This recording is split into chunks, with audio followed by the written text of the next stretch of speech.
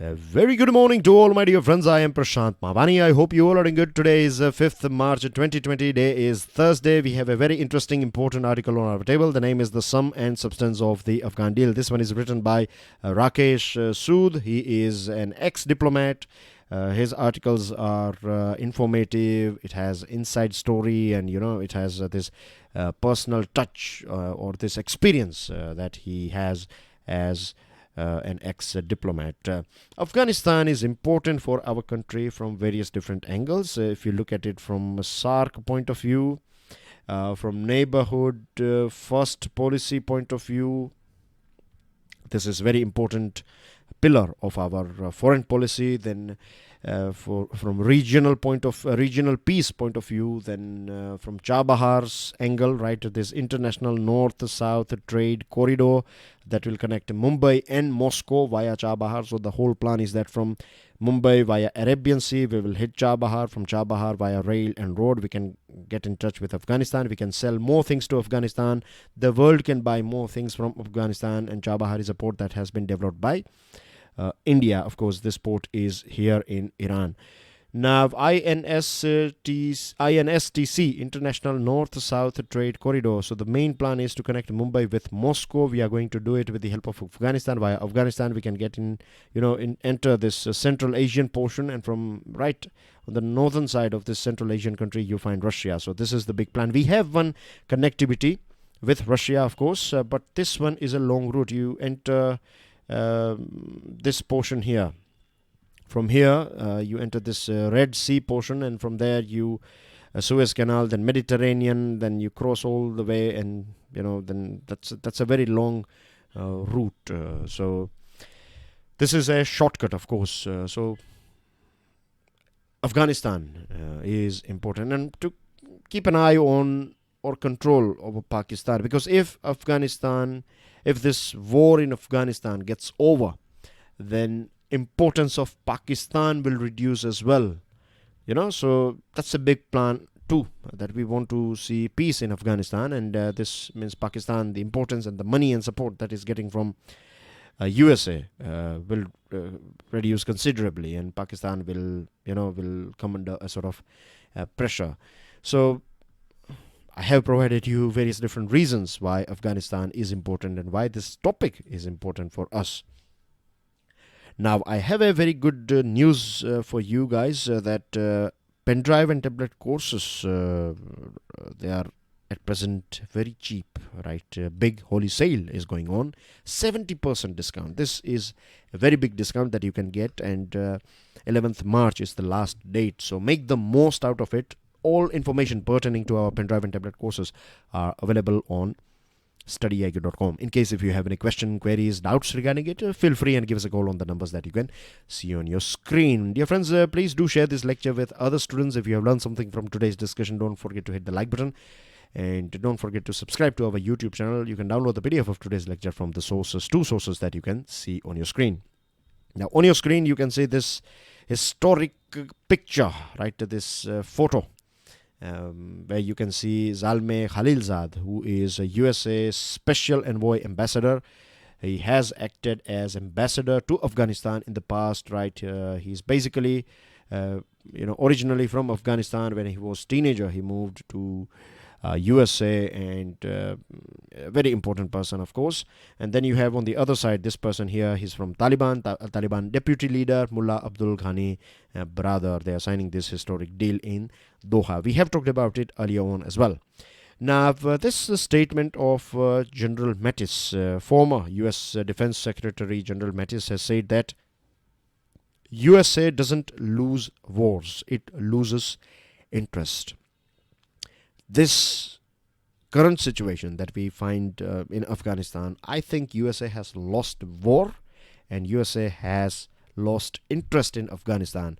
At present, USA is interested, or when I say USA, I'm talking about Mr. Trump's administration is interested in one thing, and that is November 2020 election. So it wants to prove that things are sorted in Afghanistan, and peace is created in Afghanistan. The war that was going on for 19 years, USA has won this war. It wants to create a sort of positive image of itself. It wants to create this image that earlier leaders, they failed in achieving this deal, but under Trump administration, USA has achieved this big peace deal with Taliban. Now, if we analyze this thing, then we find that it has shades of Vietnam. I'm sure you'd be aware about this history of USA and Vietnam. That once upon a time, USA was engaged in Vietnam. I'm talking about this Cold War era. It's easily available on the internet, so you can go through it. So basically, you know that under Cold War, there were two big players, USA and USSR. So this country, Vietnam, right, northern portion was supported by USA. Southern was, beg your pardon, northern was supported by USSR, and USA used to support the southern regime. And USA, if you go through the films, Hollywood films of, I'm not sure if you have watched this series called Rambo of Sylvester Stallone. The part 2 of this Rambo is on this Vietnam War. Somehow this Rambo he's in Vietnam, and he goes into an operation, military operation in jungle and things like that. And part 3 is about Afghanistan.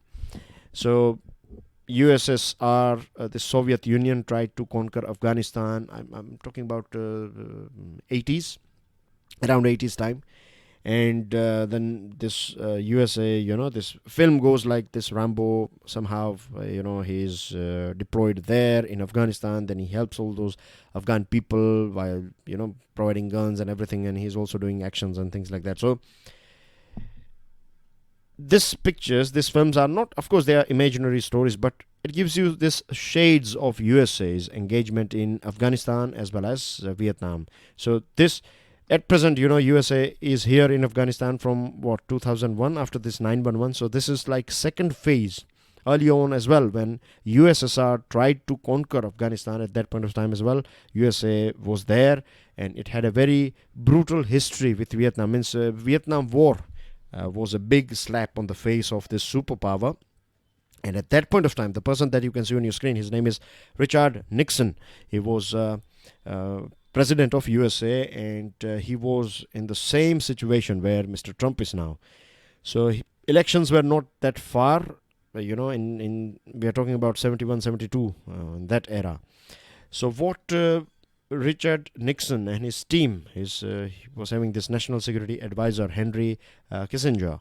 So both of them, they decided that they are going to have a word with this North Vietnam regime. China was working as a mediator and played a very important role. So basically, they said that they are going to withdraw soldiers, and a sort of temporary peace deal was signed. And these two leaders, they were aware about this thing, that if USA will step out of Vietnam, the South Vietnamese government will be conquered easily by the northern regime. And that's what happened, right? USA stepped out of it. Some 20,000 USA soldiers lost their life in Vietnam War. 80,000 Vietnamese soldiers lost their lives, and thousands and thousands of USA soldiers were injured. And it's a very brutal means. I'm sure you might have heard about this. Is a big thing about this Vietnam War, and the loss of USA is a big thing. A tiny country like Vietnam was impossible for USA to conquer. So the same thing is repeating here, and it's very strange that this Kissinger, he got a Nobel Prize in 1973 for the role he played in this Vietnam War.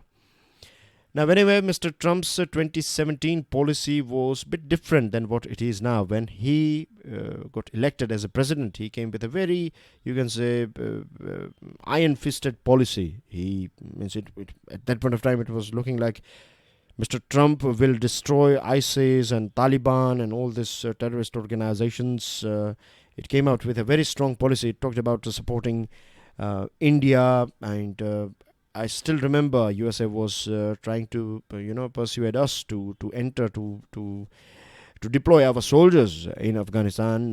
India clearly said that we are not interested in all those things. We can work on the developmental side. We can help the government. We can help the people of Afghanistan, but we are not interested in deploying our soldiers. So this is just a little bit of history. In case if you were following current affairs, then you would be aware about these things. That when Mr. Trump got elected, it came out with a very aggressive policy on Afghanistan. It issued some warnings to Pakistan too, that Pakistan should not support Taliban and all these things.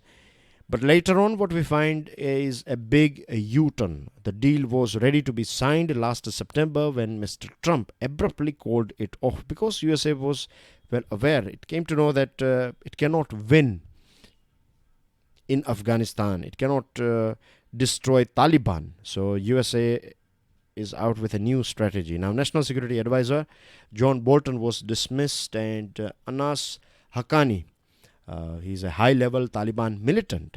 He's been released as well, and two other high-level Taliban militants are released. Now, you can see a very interesting thing. If you go through the whole article, this one, the one that these leaders are signing, it clearly says, the title itself is very clear, that USA is not officially recognizing Taliban. Yes, I'm serious. USA is not officially recognizing Taliban. Then as well, USA is having a deal with Taliban. This means I cannot comprehend this thing, because you are going to present the same document in United Nations Security Council, and you are going to seek support of other members of United Nations Security Council, so that you can go ahead with a full-fledged thing that you have written in your this Doha deal. And Anas Haqqani is released. At the same time, his brother Sirajuddin Haqqani, he is a wanted, he's on this wanted list of USA. $10 million reward is on the head of this Sirajuddin Haqqani. So, on one side, you are having a deal with Taliban, you are releasing top militants. The other side, you are not officially recognizing Taliban. Then you have there is a bounty as well on this Sirajuddin Haqqani.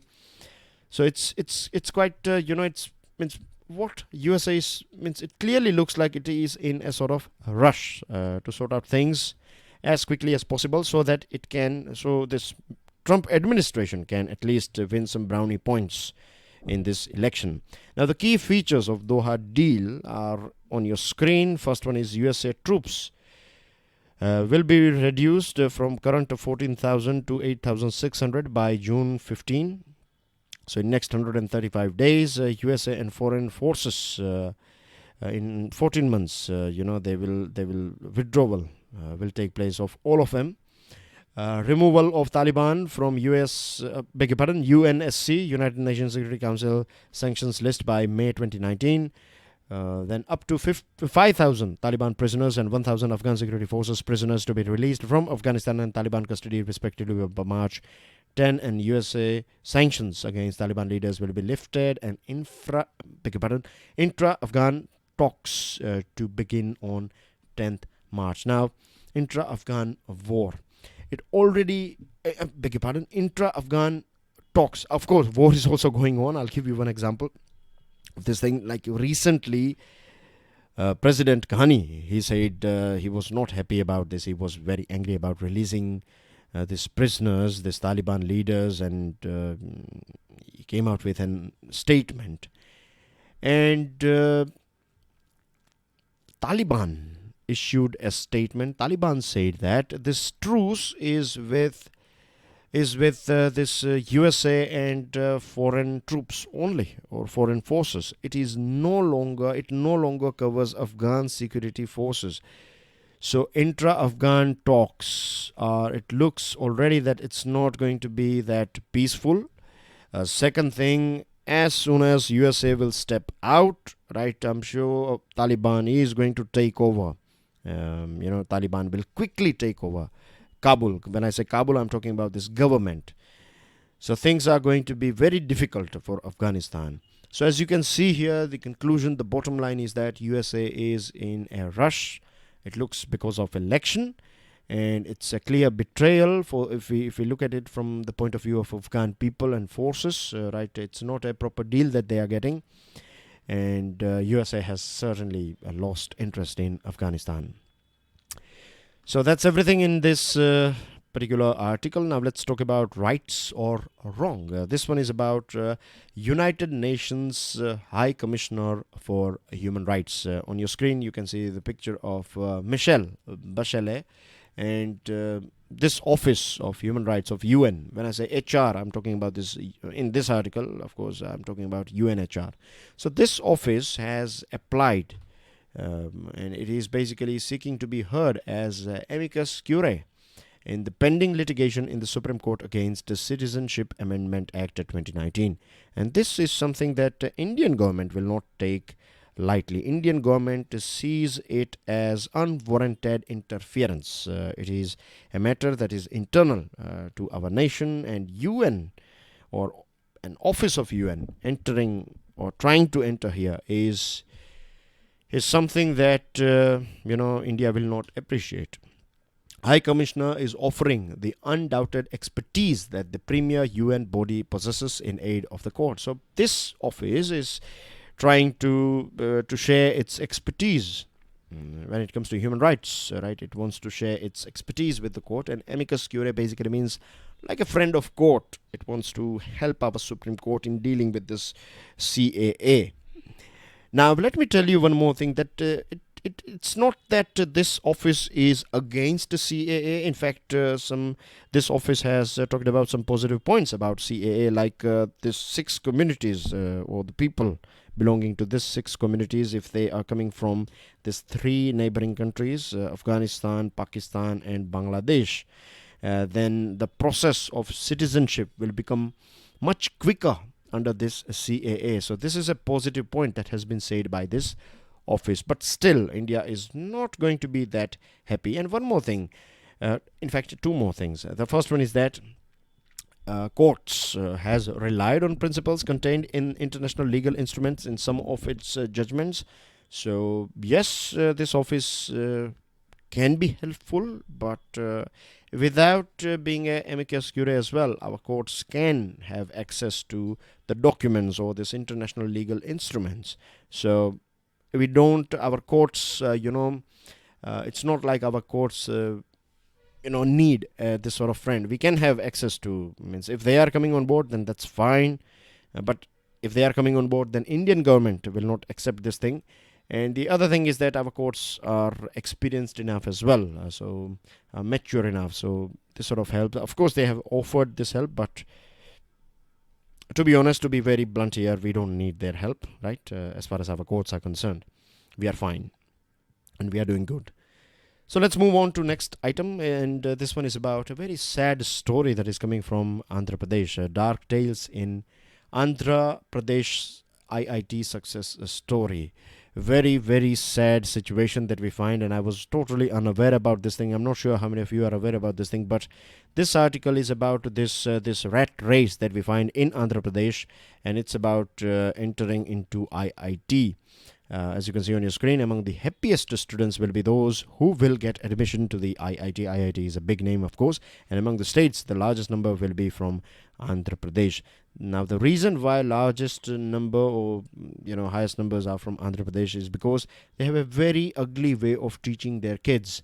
Right from the very beginning, when a small child enters class 6, from class 6 onwards, these kids are coached, or they are forcefully educated about class 11 and 12 syllabus. So every year 10% is covered. So by time they reach this 11 and 12, they are more likely they are done with it, and they have been exposed. They have to focus on the subjects that you have to prepare for IIT, and there is little or no physical or extracurricular activities, and these students, these small kids, they get very little rest. I'm talking about kids who are in class 6, 7, 8, 9. This is the time when they learn so many things, not only in classroom, but they learn so many things from playground, when they fall, when they run, when they are teaming up, and when they are playing something. There are so many things that we learn. We don't appreciate this thing, but if you want to improve your communication skills, if you want to improve your I'll give you one example. If you are feeling a little bit sad sometimes, if you find that you are not feeling that great, indulge yourself in a sort of sport, right? play table tennis or lawn tennis or cricket or football, volleyball, boxing, whatever, right? When you will do this sort of any one sport, if you pick up any one sport and if you play for like 30 minutes or 45 minutes per day, it will keep you physically fit, right? It's not a waste of time. It will keep you physically fit. For long term, it's very important. Second thing, you will deal with so many things, like you will lose, you will win. Every day will be different, right? You will find new challenges and new situations. So directly, indirectly, it will train your body, your mind, your soul with it as well. And this happens with us as adults. And just imagine with kids, it has a huge impact on individuals' personality. But they are kept away from all these things.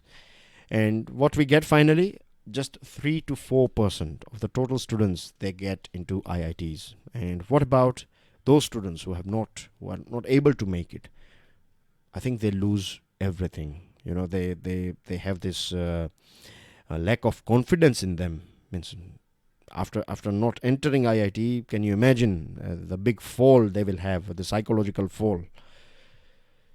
So this is the thing that is going on, and it's means people are very aware about this. Government officials, teacher, educators, even panchayat representatives who are interviewed by this writer and basically this research team, they came to know that these corporate schools are fooling and exploiting students as well as parents, and this is going on quite openly because this corporate school management is very influential, right? It has connections with top level of government, and many of them, these trustees and chairmen, they are entering into politics. They have money now, so they are entering into politics, and they are getting more stronger and stronger, and they are destroying this time and childhood of our kids of Andhra Pradesh. So it's a very sad story, but I really appreciate this writer's efforts to bring this story out, and I'm sure many people will read it, and let's hope that this become a big thing, and let's end this sort of rat race.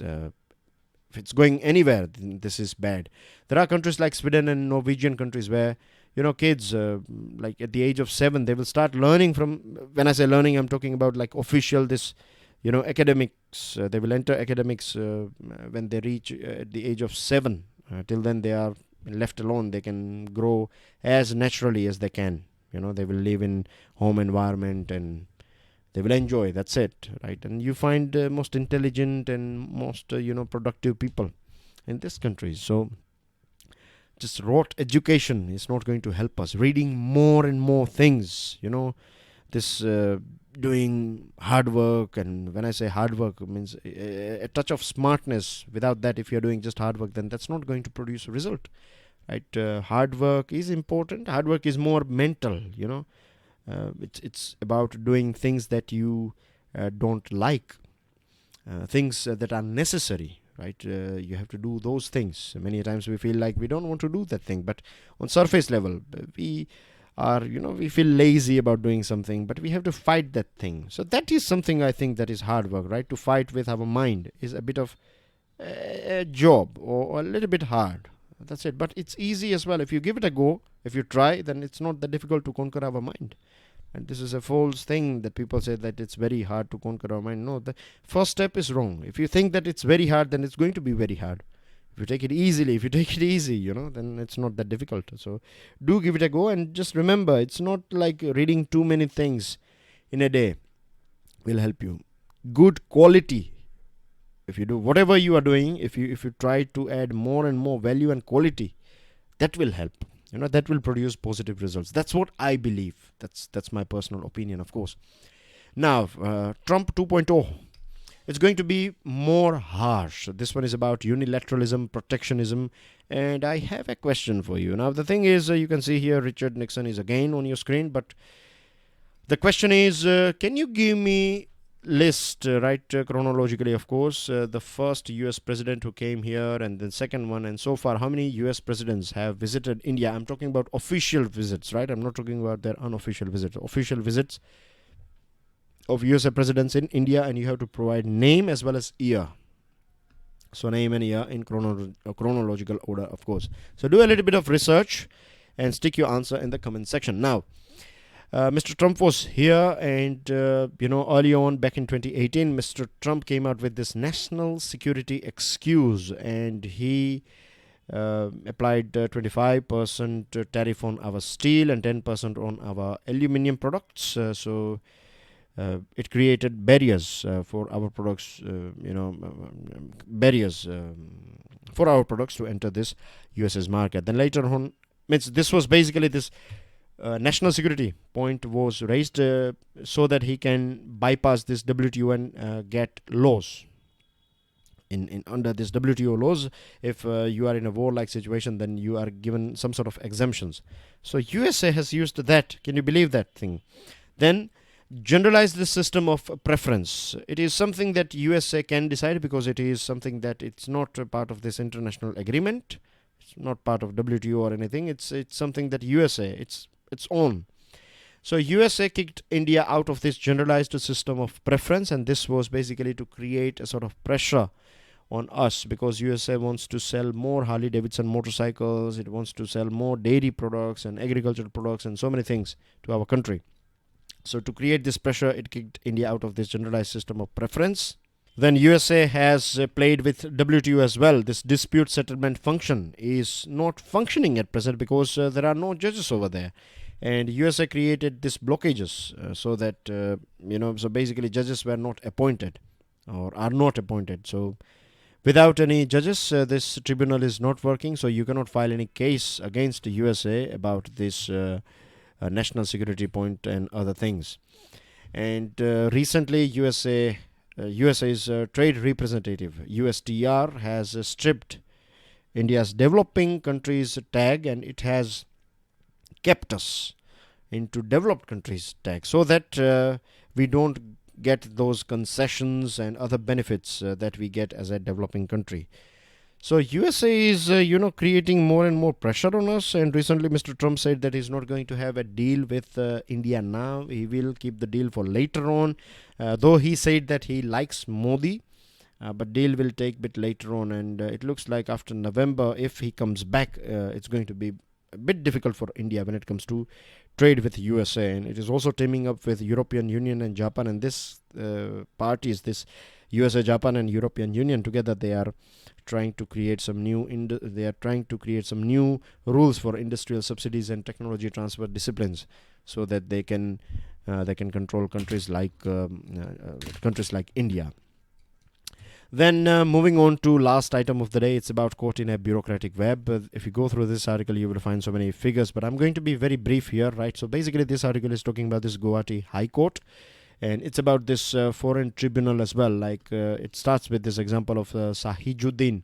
Sahijuddin was declared foreigner by this foreigners tribunal, so he knocked the doors of Guwahati High Court. Now he provided some documents. He is having some documents, but he's a very poor person, so he cannot afford a service of a lawyer, so he was not represented in the tribunal and in High Court, and finally he was declared a foreigner by this Guwahati High Court. And Guwahati High Court is doing this thing with many other people as well, and it's not just about this person. Another person, Bhanu Bishwas, he was able to afford a lawyer. He provided a few documents that were with him, and his lawyer passed away, and he was unaware about this thing, and finally police came to arrest him.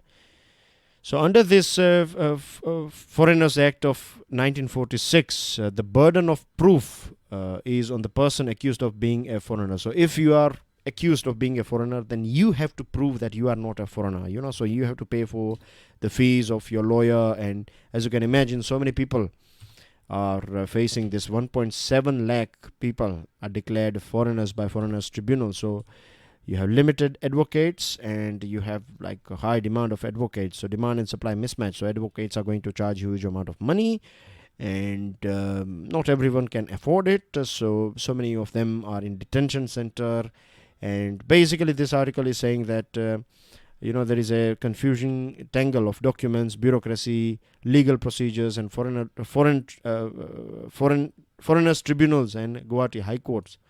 So people are running from here and there. They are back and forth from one place to another without money. Poor people are facing trouble here. That's what this article is trying to say. And that's basically everything in today's discussion, dear friends. Do hit the like button if you have learned something from today's discussion, and stick your answer in the comment section. Thank you very much for sharing this lecture with other students. Please keep on sharing this lecture, and that's everything. I'll see you soon. Till then, enjoy your studies. God bless you all. Jai Hind.